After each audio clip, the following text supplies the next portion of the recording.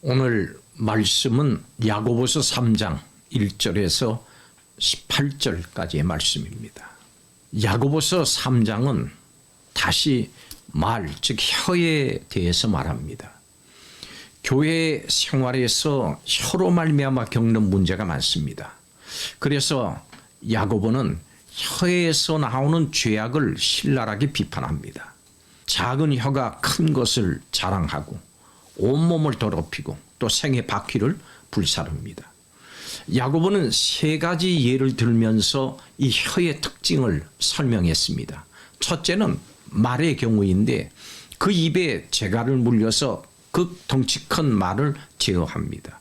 둘째는 배의 경우인데 작은 키로 큰 배를 원하는 방향대로 운행합니다. 이렇게 혀는 작은 것입니다만 큰 것을 자랑합니다. 셋째는 불의 경우인데 작은 불이 큰 산을 태웁니다. 이와 같이 혀는 작은 것이지만 온몸을 더럽히고 악을 뿜어냅니다. 뿐만 아니고 혀는 길들이기가 대단히 어렵습니다. 온갖 종류의 짐승과 새, 벌레와 바다의 생물들은 다 길들일 수 있습니다만 사람의 혀는 그렇지 않습니다. 혀는 쉬지 않는 악이고 죽이는 독이 가득한 것입니다. 한 입으로 하나님을 찬송하면서 또 하나님의 형상대로 지음을 받은 사람을 저주하는 것은 옳지 않습니다. 그런데 혀의 더 큰 문제는 앞에 말씀드린 것처럼 길들이기가 쉽지 않다는 겁니다. 지혜와 총명이 있는 사람은 선행으로 행함을 보여야 됩니다. 시기, 다툼, 거짓은 땅과 정욕과 귀신의 것입니다. 그러나 위로부터 난 지혜는 성결하고 화평하고 선한 열매로 가득합니다.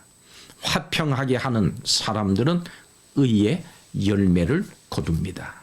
이것이 오늘 3장의 내용입니다.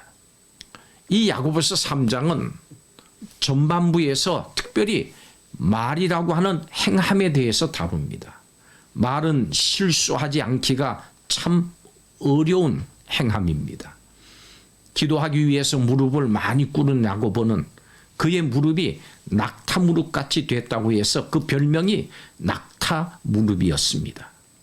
이렇게 기도를 많이 한 야고보도 이 말에 대해서는 자신이 없었는지 우리가 말에 실수가 많으니 이렇게 그 말 실수를 하는 사람에 포함시키고 있습니다. 오늘 말씀에서는 그리스도인답게 말하고 행동하는 삶에 대해서 가르칩니다. 그리스도인에게 말은 무엇인지 또 어떻게 해야 하는 것인지를 함께 살펴보겠습니다. 첫째로 오늘 말씀에 보면 많이 선생되지 말라 그랬습니다. 지도자는 이끄는 사람이기도 합니다마는 또 한편으로 책임을 지는 사람이기도 합니다. 지도자에게는 그에 따르는 많은 책임이 부여됩니다. 오늘 말씀에서는 선생이 많이 되지 말라 그렇게 말합니다. 선생, 곧 지도자가 되면 다른 사람들보다 말을 많이 하게 되고 따라서 말 실수도 많아질 수 있기 때문입니다. 지도자가 되는 것은 명예로운 일입니다마는 그만큼 매사에 신중해야만 하는 그런 자리입니다. 높은 지위에 있는 사람들이 말 실수로 인해서 명예가 실추되고 큰 어려움을 겪는 경우들을 종종 봅니다. 선생이 된다는 것은 그만큼 더 위험한 것입니다.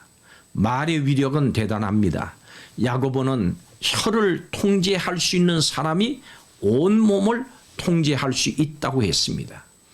우리 모두는 혀를 제어해야 합니다. 잠언서 10장 19절에 말이 많으면 허물을 면하기 어려우나 그 입술을 제어하는 자는 지혜가 있느니라고 했습니다. 혀는 공동체를 세우기도 하고 또 허물기도 합니다. 말로 다른 사람에게 상처를 주지 않도록 또 공동체를 세우는데 귀하게 사용되도록 우리는 말을 늘 조심해야 합니다. 두 번째로 말은 인격입니다. 여러분은 일상생활에서 어떤 말을 가장 많이 합니까? 부정적인 말, 거룩하지 않은 말을 사용하지 않습니까? 말은 인격의 또 다른 표현입니다. 말에 실수가 없으면 온몸도 다스릴 수 있는 온전한 사람입니다. 사람들이 실수하기 쉬운 부분은 바로 말 이 영역입니다. 인간은 듣는 존재인 동시에 또 한편으로는 말하는 존재입니다. 말로 의사를 소통합니다. 말을 통해서 생각을 전달을 하고 다른 이들의 슬픔을 위로하기도 합니다.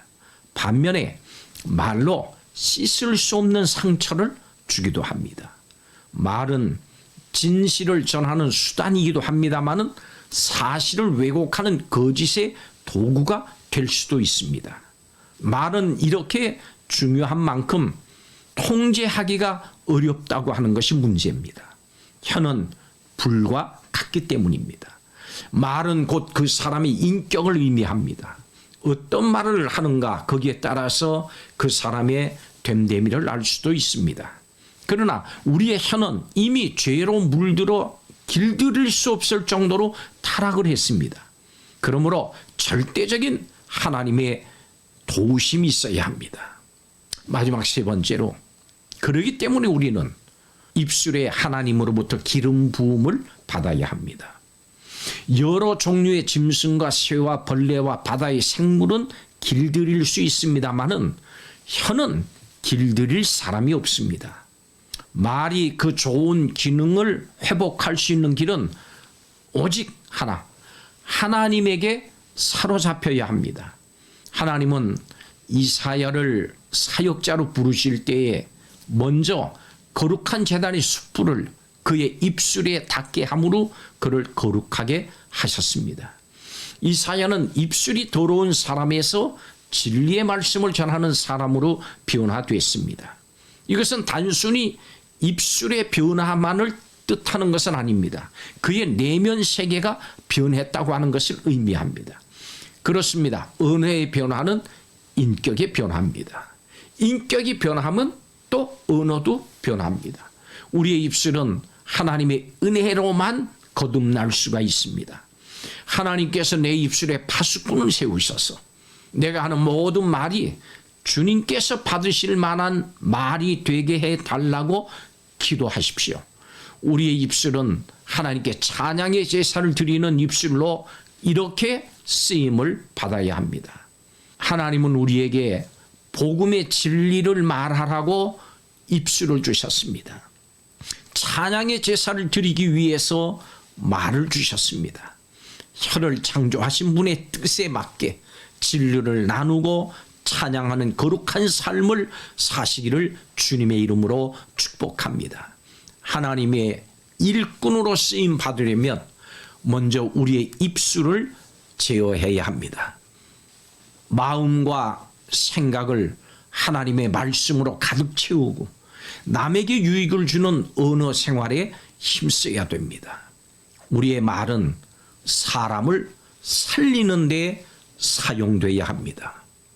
혀는 사람을 죽이기도 하고 또 살리기도 합니다. 우리의 혀로 찬양할 수도 있고 저주할 수도 있습니다. 혀는 이렇게 어떻게 사용하느냐 그에 따라서 영향력이 달라집니다. 화평을 추구할 수도 있고 또 갈등을 일으킬 수도 있습니다.